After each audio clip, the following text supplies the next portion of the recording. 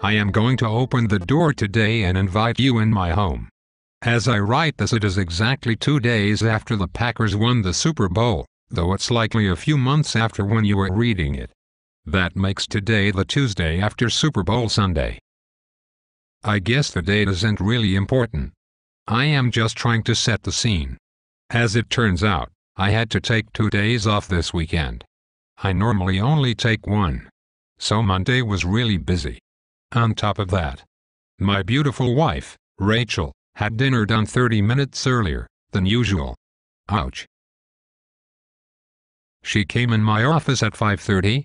I usually work until 6 o'clock and told me dinner was ready. Then she said the most wonderful words, "If you're not done yet, don't worry about coming out." Yes. Score, I can work a bit later and catch up. I can tell you, that was a mistake. It became obvious she was very stressed hearing her trying to get the kids through dinner. Stopped working and went out to help get things under control and the kids to bed. By the way, I should mention my children are very well behaved. That said, there are 4 of them, one only 4.5 months old. Handling that many children by yourself, even if they are well behaved, can be stressful. Anyway, back to the story. During the time I was out with the family, it became abundantly clear I had made a bad decision in working late. Well, what's done is done. I tried to be in good humor, but it just wasn't going over. We got the 3 older kids to bed and Rach took Amber, 4.5 Mo's, in the other room to feed her. I got my dinner out of the refrigerator and heated it up. One of the hints she's mad at me is when she puts dinner away before I can get some. If she's not, she'll leave it out or make me a plate before she puts everything away. Then, following my bad decision with a good decision, I decided to go back to work. When my beloved is mad, it's far better to leave her alone to calm down for a few hours than to insist on trying to make things better. While I was in the office working, Rach came back and proceeded to let me know about all the mistakes I had made in the last few days.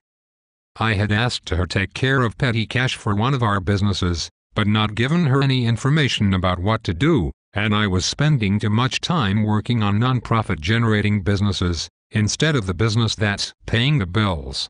I should spend more time with our contracting company and not with this consulting/publishing business I am working on. See, on December 8, 2010 I woke up, got out of bed and walked into my bathroom in my 3500 SQFT McMansion and looked at myself in the mirror. When I did, I thought, I don't want to go to work. I don't want to talk to insurance adjusters, deal with the unreasonable customers who I am married to until the job is finished. I didn't want to get a call from a subcontractor, like I normally do, telling me they couldn't get to the job because, oh I don't know, they lost their keys.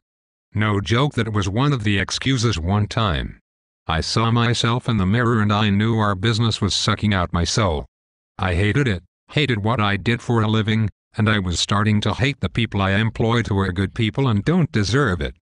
I was getting to the point where I saw them as mooches showing up every other Friday with their hand out. I hated it. Just to be clear, my feelings about that are completely unfair to the people who work for me. They are hard-working, smart, dedicated people who deserve better than to be. Of course, I had been doing all these things, just as a sideline.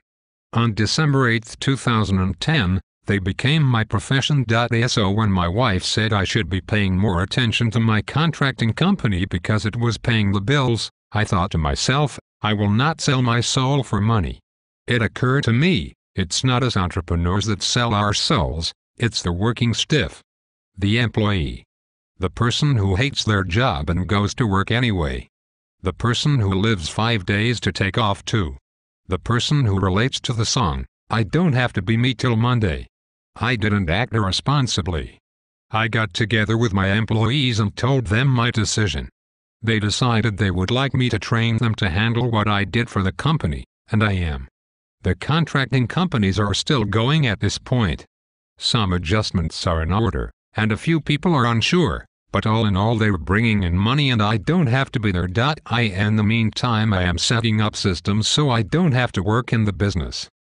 A couple of hours a week in meetings and handling the marketing, which I like anyway, and I can focus on what I love, helping entrepreneurs do better in their business. It is not we entrepreneurs who will sell our souls for money, it is they who do.